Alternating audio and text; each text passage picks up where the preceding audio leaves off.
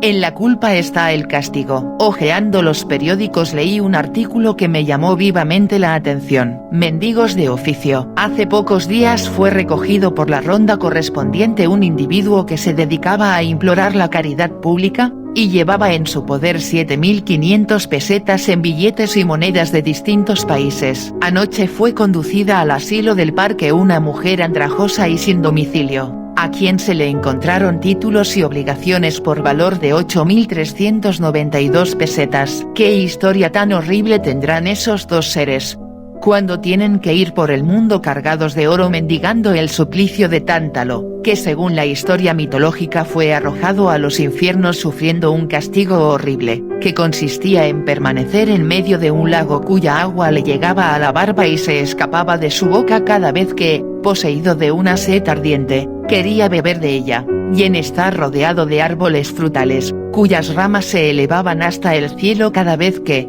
devorado por el hambre, llevaba la mano a ella para coger los frutos. Igualmente esos dos desgraciados llevaban encima de ellos el agua y la fruta madura y se morían de hambre y de sed. ¿Qué habrán hecho ayer? ¿Qué crees que hicieran? ¿Me dice un espíritu? Faltaron a las leyes divinas y humanas y hoy recogen la cosecha de la semilla que en mal hora sembraron. El mendigo que hoy implora la caridad pública, en una de sus pasadas existencias fue el prior de una comunidad religiosa inmensamente rica. El convento estaba situado en el campo, rodeado de muchas aldeas, cuyos habitantes venían obligados a dar al prior del convento el fruto sazonado y abundante de todas sus cosechas y lo mejor de sus ganados, y, ay del que no lo hiciera, pues lo excomulgaban y amenazaban con las penas eternas del infierno, y aquellos infelices, verdaderamente atemorizados, para no caer en pecado mortal, ofrecían humildemente al prior todo cuanto poseían con tal de alcanzar la gloria eterna, promesa que les hacía el prior siempre que le llevaban lo mejor de su hacienda. Y tanto abusó de su poder aquel hombre cuya avaricia no tenía límites, que llegó a ser el azote de aquellos pobres seres crédulos y sencillos que le consideraban como si fuera un verdadero santo. Pero todo tiene su término, y al fin dejó la tierra el prior, dejando en ella bienes cuantiosísimos, y entrando en el espacio tan pobre que no tenía un átomo de virtudes. No había en él más que vicios, y vicios incorregibles, pues a pesar de que su guía le hizo presente el error en que había vivido y que era necesario que desandara el camino recorrido, él ha vuelto a la tierra repetidas veces, siempre ansioso de dinero, y aunque su expiación no le permite disfrutar de sus riquezas, él siempre procura atesorar, y va cruzando la tierra sin tener nunca ni casa, ni hogar, siempre temeroso de que la justicia le arrebate los valores que consigue poseer, unas veces pidiendo limosna y otras por medio del hurto o del engaño,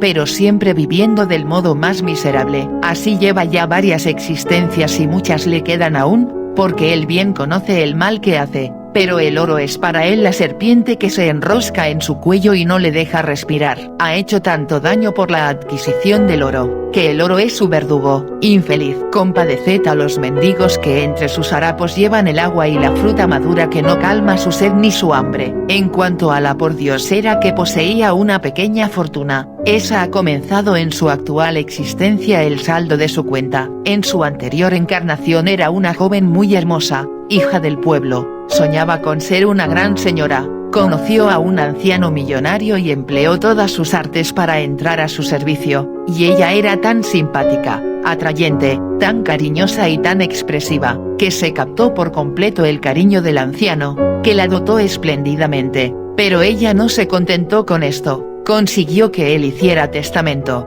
dejándole su cuantiosísima fortuna, y después, en agradecimiento, temiendo que él se arrepintiera de su obra, compró a buen precio a un médico tan pobre de bienes materiales como de sentimientos humanitarios, y éste le dio un veneno que mataba lentamente sin que dejara huellas visibles en el enfermo, quien fue languideciendo, perdiendo la lucidez de su inteligencia, y en este estado se llevó al enfermo a viajar, y ya lejos de su patria lo dejó abandonado en un hotel, dejándole una cartera con algunos valores, mas como el anciano estaba completamente idiota, nada pudo explicar o decir, y lo encerraron en un asilo destinado a los octogenarios, donde murió sin darse cuenta de nada. Ella, entretanto, volvió a su patria y allí encontró el principio de su castigo, porque la familia del millonario le puso pleito, y se comió la justicia el fruto de su crimen. Murió poco menos que en la indigencia, y al llegar al espacio encontró a su víctima, que la perdonó generosamente y la aconsejó que no siguiera por la senda emprendida, sino que,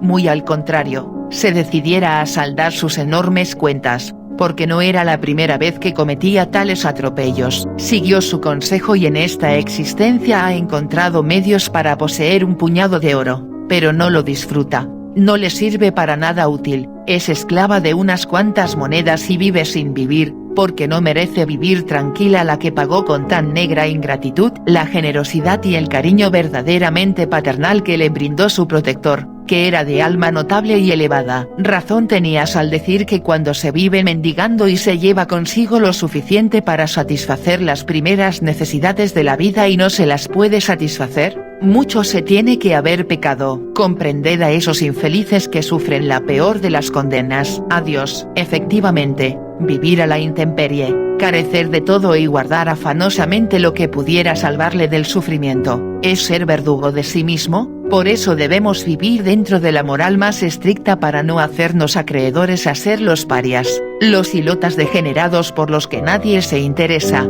que viven en la sombra, aquí y allá. Cuán cierto es que en la culpa está el castigo.